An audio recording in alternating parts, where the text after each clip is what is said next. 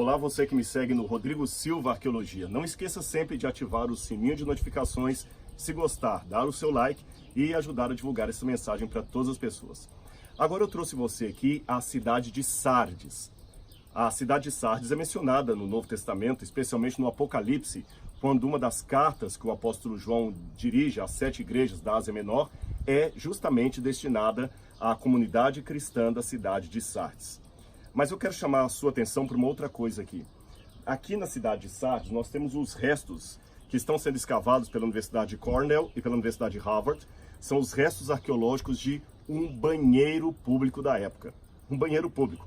Muito do que tem da cidade aqui é do período bizantino, mas nós temos ainda aqui um banheiro público romano, como eram aqueles banheiros usados na época do apóstolo João.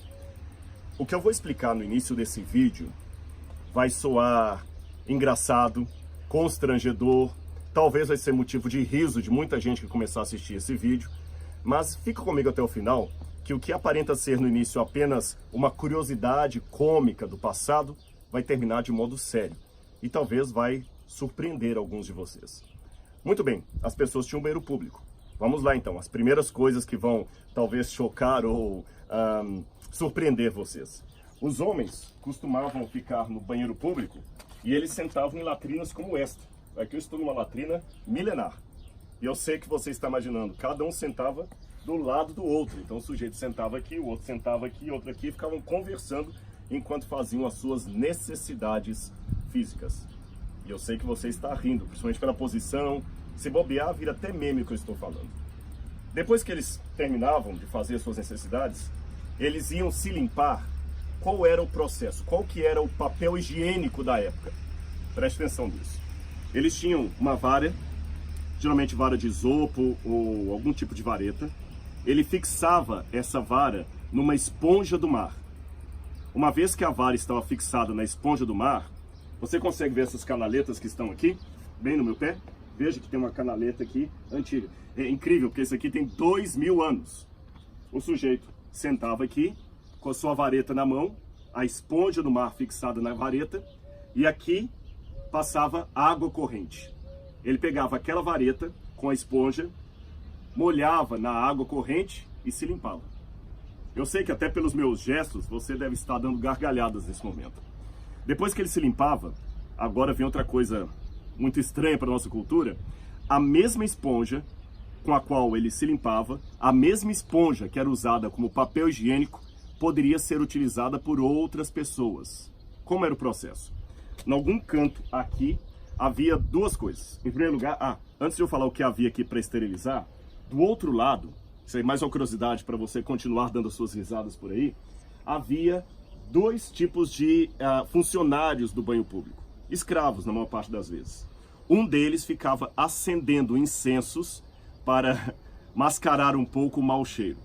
E o outro grupo ficava tocando instrumentos para também abafar o barulho de flatulências. E vamos agora à esterilização da esponja.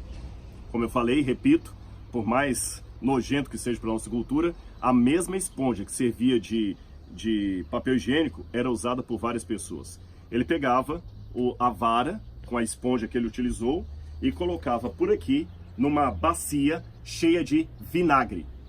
Já havia nos tempos greco-romanos a ideia de que o vinagre era uma espécie de desinfetante, que ele purificava os objetos. Então, repetindo, o sujeito usava a latrina aqui tinha água corrente, molhava a esponja com a vara na água corrente, se limpava, depois pegava aquela vareta com a esponja e colocava numa bacia cheia de vinagre. Agora, como é que eu posso terminar uma descrição tão constrangedora de maneira séria e que vai fazer você pensar e refletir um pouco? Se você tiver uma Bíblia aí, abra comigo no Evangelho de João. Eu vou ler aqui justamente o capítulo 19, versos 28 em diante, que fala da morte de Jesus. Pegou sua Bíblia? Então preste atenção na leitura. João 19, 28. Depois, vendo Jesus que tudo já estava consumado para se cumprir a Escritura, disse: tenho sede. Estava ali um vaso cheio de vinagre. Ora, por que estaria um vaso cheio de vinagre no Calvário? a explicação mais lógica que eu tenho à luz da arqueologia é que a referência do apóstolo João é a algum banheiro público que houvesse perto do lugar de crucifixão de Jesus. Estava ali um vaso cheio de vinagre. Embeberam de vinagre uma esponja e, fixando-a num caniço de sopo, lhe achegaram a boca. Quando, pois, Jesus tomou o vinagre, disse: está consumado.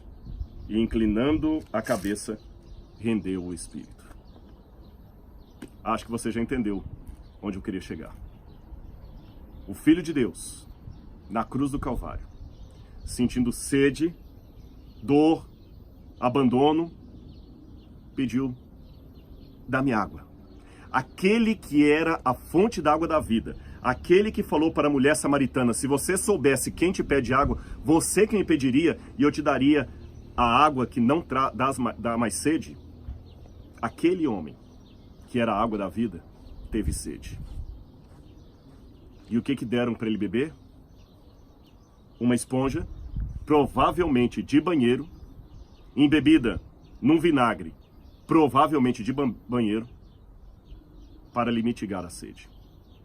É como se eu limpasse os lábios de uma pessoa com papel higiênico sujo tirado da latrina.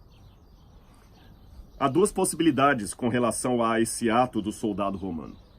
Alguns pensam que não foi um desejo de mitigar a sede de Jesus ou de aplacar-lhe o sofrimento, mas sim de aumentar ainda mais a humilhação e a violência daquela condenação.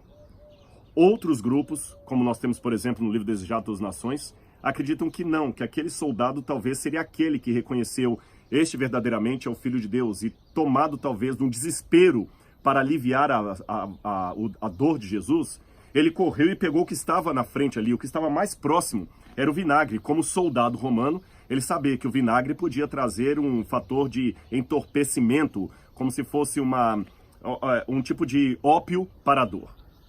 Sabe, na guerra, quando o pessoal coloca morfina para aliviar a dor e a pessoa fica meio assim, fora de si e consegue sobreviver mais à dor, ou antes de inventarem os tipos de anestesia que eles usavam bebida alcoólica para embriagar a pessoa antes de amputar-lhe uma perna, talvez aquele soldado romano, movido de compaixão, talvez pensou: puxa, eu sei que é nojento, mas na guerra eu vou pelo menos aliviar a dor dele.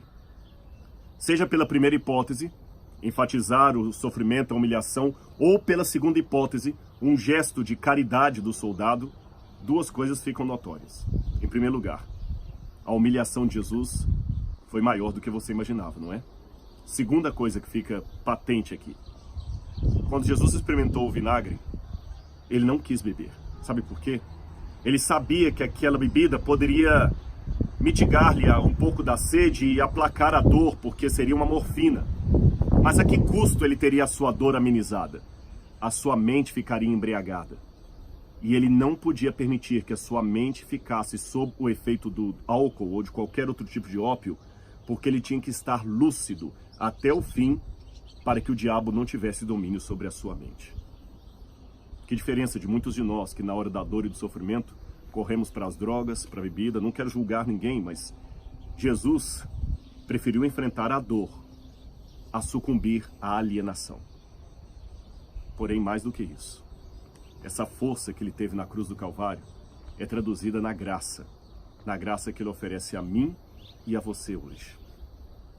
Eu comecei esse vídeo com uma descrição talvez constrangedora, cômica, hilária e até nojenta.